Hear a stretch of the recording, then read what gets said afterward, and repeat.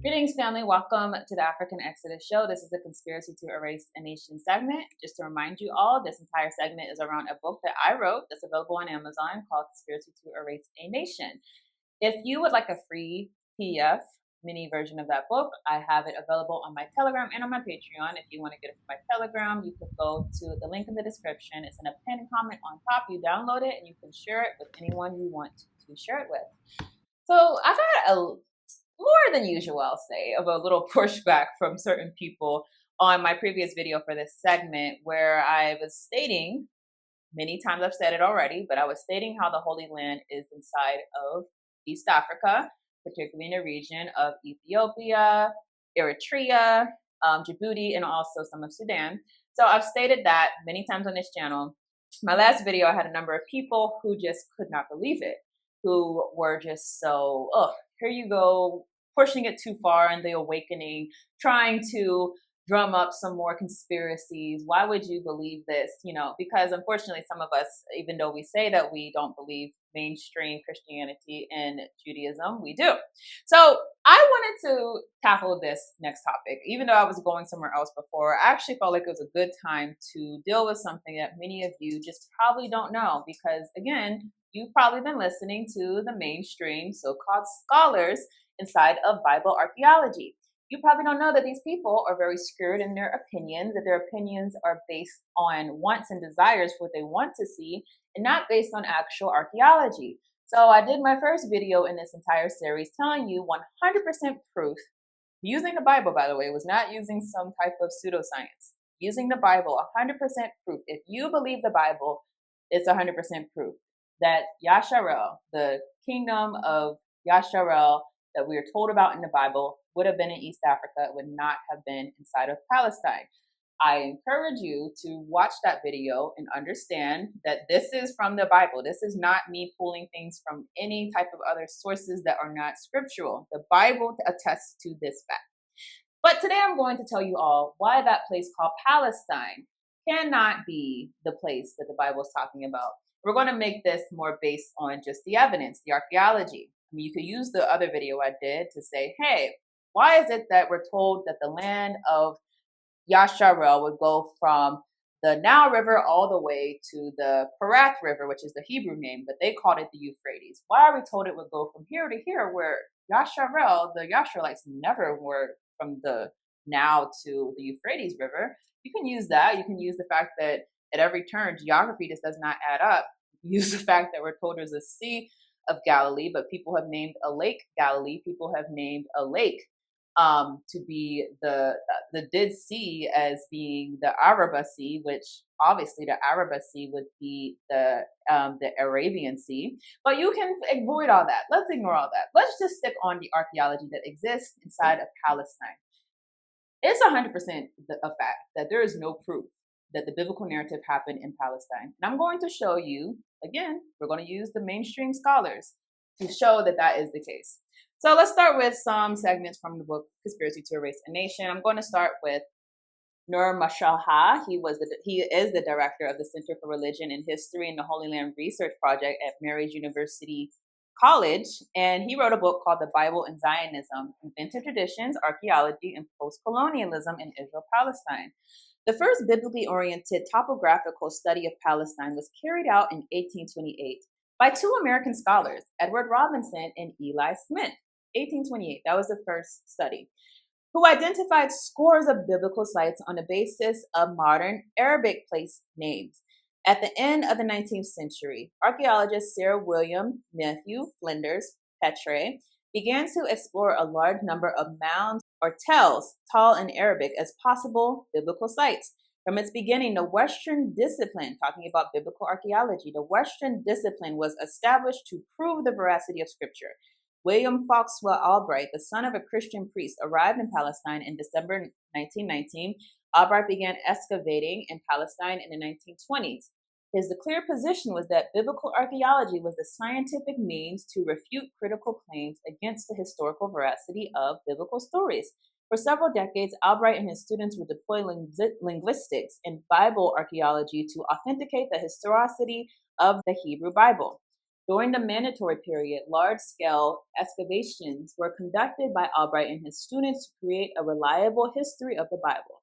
These Western archaeologists brushed aside the historical and contemporary social realities of Arab and Muslim Palestine in favor of the biblical paradigm. For them, the Palestine uprisings raging in the 1920s and 1930s meant little in comparison to the internal veracities of the Bible. Adopting a virtually fundamentalist approach to archaeology, Albright and his pupils based the site excavation on biblical names: Megiddo, the site of the biblical Armageddon; Lachish, Gezer, Shechem, or Nablus; Jericho, Jerusalem, Ai, Gibeon; Beit Shean, or Beishan; Beit Shemesh, Tanakh, and Hazor, the last site of the ancient Canaanite city-states mentioned in Joshua. The same city, subsequent excavation later became a major landmark in history of mobilized Israeli archaeology. So what this is telling you is something that's very important. Biblical archaeology as a science was created by Christians and Jews, right? And they went into this new science with the idea that all these people are saying the Bible is not historical. Let's go to Palestine and prove it. Let's go find these sites. Let's go find the sites and name them. Let's go attach names to them and we'll prove the history of the Bible. Maybe their hearts were in the right place, but the fact is that is not a way to go about trying to discover something, particularly if that's not the place that you think it is.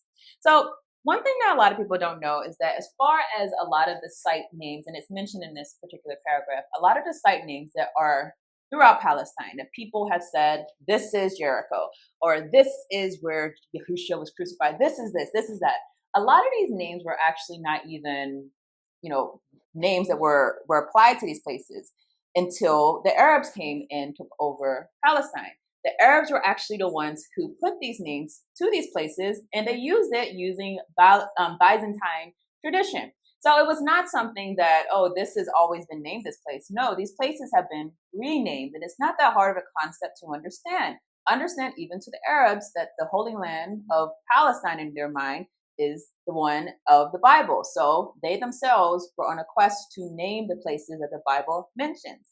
And I bet you don't know the temple that many people call the Temple of Solomon, which I hope you know that just biblically it doesn't match the Temple of Solomon because Solomon's temple should not be standing. But the Temple Mount, that is actually not something that came from the Hebrews. It didn't come from Christians as far as saying that this was the Temple of Solomon. It actually came from the Arabs. Whenever the Arabs took over and occupied Palestine, they named that the Temple of Solomon. So as Mashahib explains, with Muslim identification of the area as Solomon's temple, an era was begun. European Christians, travelers, and later investigators all claimed that the walls of Al-Haram al-Sharif were remnants of the temple of the Jewish Temple Mount. For many Christians, Muslims, and Jews, the identification of Mount Moriah as delineated by the walls of the Temple Mount has become a fundamental principle which needs no proof. And that is the issue with people who take Palestine to be the Holy Land. They needed no proof. They were willing to accept it because we certainly would not accept this being somewhere like Africa, right? But this place, it's in the middle. We can kind of, make a way to argue for the Europeanness of the people who lived there, or try to make an argument. Yeah, we know they didn't look like that, but we can make an argument for it. They couldn't make that argument with East Africa, though. So another person that also was very significant in identifying holy sites was Constantine's mother, Helena. Helena was the first person to take a pilgrimage to Palestine. She went to Palestine. It was a big, huge deal because previous to that, it was not something that was done really.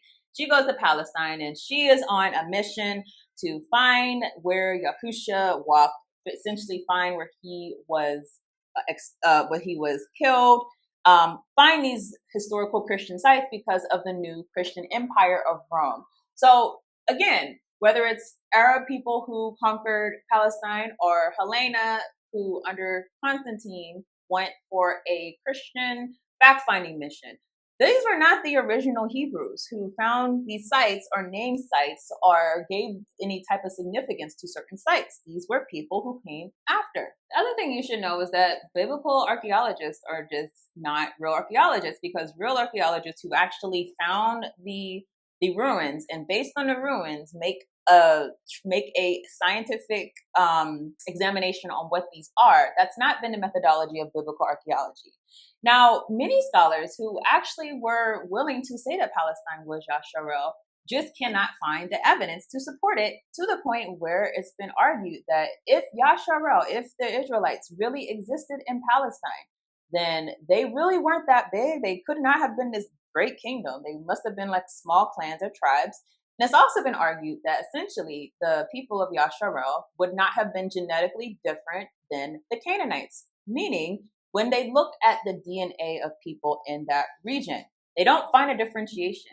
They don't find that one people came in and killed off and exterminated the people who were there previously, as we're told in the Bible. Remember, Yah said, basically, don't leave anyone. You're going to go in here fresh. So they don't find any of that. They don't find any of that record as far as the fossil records, as far as people. If the people who came to live here were Yasharel, they would have literally been the same people as the Canaanites. That's what real archaeologists have taught us. So I'm going to read from Ziv Herzog. He's the professor of archaeology at Tel Aviv University, director of Institute of Archaeology. He explained that this is what archaeologists have learned from the excavations in the land of Israel. The Israelites were never in Egypt, did not wander in the desert, did not conquer the land in a military campaign, and did not pass it on to the 12 tribes of Israel. Perhaps even harder to swallow is the fact that the united monarchy of David and Solomon, which is described by the Bible as a regional power, was at most a small tribal kingdom. And it will come as an unpleasant shock to many that the God of Israel, they say Jehovah, had a female consort, and that the early Israelite religion adopted monotheism only in the waning period of the monarchy and not at Mount Sinai. Most of those who are engaged in scientific work in the interlocking spheres of the Bible, the field looking for proof to corroborate the Bible's story, now agree that the historic events relating to the stages of the Jewish people's emergence are radically different from what the story tells. So I want to talk about Joshua's conquest. This is another big issue, right? I'm actually going to read from a British Zionist. His name was Daniel Gavron. He runs a newspaper, and he put out an article, wrote King David and Jerusalem, Myth and Reality. Listen to what Mr. Gavron said about Joshua's conquest. The historical evidence to back up these events is sparse and in some cases contradictory. In particular, the account of Joshua's conquest of Canaan is inconsistent with archaeological evidence. Cities supposedly conquered by Joshua in the 14th century BCE were destroyed long before he came on the scene. Some, such as Ai or Arad, had been in ruins for 1,000 years. The conclusion is somewhat startling to Bible readers who know the Canaanites portrayed in the Bible as immoral idolaters. Most of the Israelites were, in fact, formerly Canaanites. Again, this is what Palestine's geography would tell us. Another scholar, Thomas L. Thompson, wrote, "There's no evidence of a united monarchy, a capital in Jerusalem, or any coherent, unified political force that dominated Western Palestine, let alone an empire of the size the legends describe.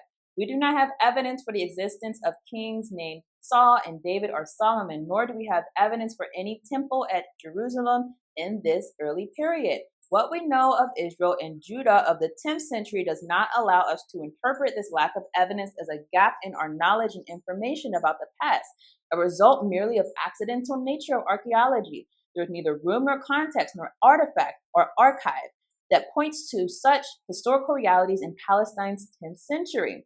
One cannot speak historically of a state without a population, nor can one speak of a capital without a town. Stories are not enough." Okay, I'm not going to belabor the point, but you get it. As far as the actual archaeology, except for biblical archaeologists who are compromised in this area, they're looking to prove the Bible. Mainstream archaeologists, even the guy who I cited was a British Zionist, they have said that evidence is just not there. I just wanted to give you a general idea of the arguments that might be put forth from people who say, no, this is the place, this is the place. No, scholars, people who are not in it to try to prove something already have said, listen, we can't find this people of Yasharel, we can't find these people. We can't find them there. It must have been small clans. They must have been related to the Canaanites. That's what the archaeology shows. Now, I want to also give you some biblical references. We're also told a number of things in the Bible that show that Palestine does not match that location. I'm going to not repeat other arguments I've made. So if you want to see my first video in this series, 100% proof that Israel is in Africa, please watch that first. But I want to talk about some of the other logistics that would not work. As he said, if these people, the Palestinians, the original Palestinians, were really Yasharel, then they would not have been in Egypt. One thing that we should understand is the book of Genesis tells us that there was a famine inside of Egypt, right? But this famine in Egypt also affected all of Yasharel. I want you to think about the logistics of this if the famine was inside of Palestine. How would Palestine be affected by the same climatic system as Egypt? Egypt's climatic system was determined by the Nile River. However, Palestine, completely different climatic system. Literally, if you think about it, why did Yasharel, the children of Yasharel, the 12 sons, why would they go down to Egypt if they could have just gone somewhere else that's far from the Nile, far from where the regional famine's going? They could have simply, right, just gone to Turkey. They could have gone east further. Why would they keep going down to the Pharaoh who is literally giving them a hard time, or to Joseph who's giving them a hard time, if that was a place where the famine was going to be difficult for them? However, where we have argued on this channel, what the Bible says is that the true Yasharel was in East Africa, does depend on the same climatic system as the Nile. As we know, the Nile extends all the way down to Uganda. So let's look at that as being one reason. Let's also consider the fact that Goshen, we're told from the biblical narrative, Goshen would have had to been inside of northern Egypt, which essentially would have been Lower Egypt if you're going by the ancient terms. So if Goshen was inside of northern Egypt, that means that the Israelites would have exited from Egypt going through the Sinai Peninsula. The problem with that, though, is that Egypt actually controlled the Sinai Peninsula. So think about this. If they were making their exodus, we know it was not the Red Sea, by the way, and if you don't know that, that's accepted across the board. It was not the Red Sea, it would have been the Sea of Reeds. But let's say that they made an exit from a water body through the Sinai Peninsula. The Sinai Peninsula would have been controlled by Egypt. Clearly, if Egypt was trying to regain control over the Israelites, and the Israelites were wandering inside of this same destination for a long time, it would have been attacked by the Egyptians again. Again, that's another logistical issue where if they were to exodus from Sinai, it would not have probably been left alone by the Egyptians. So this is from Abner Ramu. From Egyptian sources, we know that at this period, the Egyptians controlled northern Sinai through a series of fortresses and garrisons built to protect the coastal road to their Canaanite province. A journey along this road of some 150 miles could have been completed in less than 2 weeks. Because of the Egyptian presence, the Hebrews could not have taken this eastern route along the coast to Canaan. However, a journey from Egypt towards the southern tip of Sinai Peninsula is not plausible either, as the Egyptians secured the roads to the turquoise and copper mines and to the stone quarries in this region. If the Hebrews were indeed escaping from Egypt, choosing any of the eastward routes would not have been reasonable. In addition, William Ward indicated that between 1468 and 1150 BC, Canaan was dominated by Egypt politically and militarily, and the escaping Hebrews could not have found shelter from the Egyptian subordination in this area. That's something very different than what you probably heard. Yes, Egypt was a prominent force all throughout this region, and they would have been attacked again if they were actually in this destination. All right, I want to give you a couple of more things to consider. One thing is that Yasharel, we know, had many forests. This is 1 Samuel 14, 25 through 26. All the people of the land entered the forest. There was honey on the ground when the people entered the forest. Behold, there was honey dripping, but no man put his hand to his mouth because the people feared the oath. 2 Samuel 18, 6 through 8 says, Then the people went out to the field against Yasharel, and the battle took place in the forest of Ephraim. The people of Yasharel were defeated by the servants of David, and the slaughter there that day was great, 20,000 men, for the battle had spread all over the whole countryside, and the forest devoured more people that day than the sword devoured. Get the idea. Israel, Yasharel, was a land of milk and honey. It was a land of forestries. Forests are mentioned many times throughout the scriptures. There are no forests that were inside of Palestine, if you don't know that. to the point where actually they are planting forests, making forests in order to make it look like the Israel Yasharel of the Bible. So this is an article from the Jewish National Fund. They planted a human man-made forest called Yatir, 30 miles from modern Jerusalem. They planted Aleppo trees to match what was in the Bible. It says, though Aleppo pines are mentioned in the Bible, pollen surveys and archaeological studies suggest that the species was rare in the region until the 20th century. First planted extensively in Palestine in the 1920s by the British Mandate Forestry Service. They constituted about 50% of forests planted by the J&F by 1980s. They grow rapidly and on any kind of soil. They can be seen now all over Israel, from the northern Galilee Mountains to the northern Negev. One last thing I'll give you. Do you know that there are no lions in Palestine? So it's funny. It's a point that you would not think of, but Palestine does not have lions. They have cats. They have big cats. They don't have lions. However, we know that there are lions in the Bible. Just, one example, Samson eating from the carcass of a lion killing the prophet in 1 Kings chapter 13. We know that there were certainly lions inside of Yasharel. Now, this is from Abner Ramu, his book. He says 5 species of wildcats are found in Israel. 4 of these species are too small to be considered a threat to humans. David likely lived in northern Ethiopia/Eritrea. I'm just trying to pose this to you. Before you accept that something is not plausible, before you accept that there's only one Yasharel, and this is the one that we've always been told, ask yourself, do you have a real reason to believe that? Is it enough to say that this is what we've all been told so long that we should accept it? Have those people lied to us about other things? Many people who would say that these people lied to us about being Hebrews are also the ones that would never consider the idea that Yasharel would not be in Palestine. So ask yourself, please, do you have a real reason to believe that Yasharel is in Palestine? And if you don't, are you willing to consider, just if it's possible, that the Bible could have been telling a story from somewhere else, somewhere not even inside of that particular part of the world, somewhere inside of Africa? So I'll leave that to you. If you want to know more, definitely go to the first teaching I did. 100% proof that Yasharel, Israel, was in Africa. But with that, I thank you all for watching, and y'all willing, I'll see you in the next video.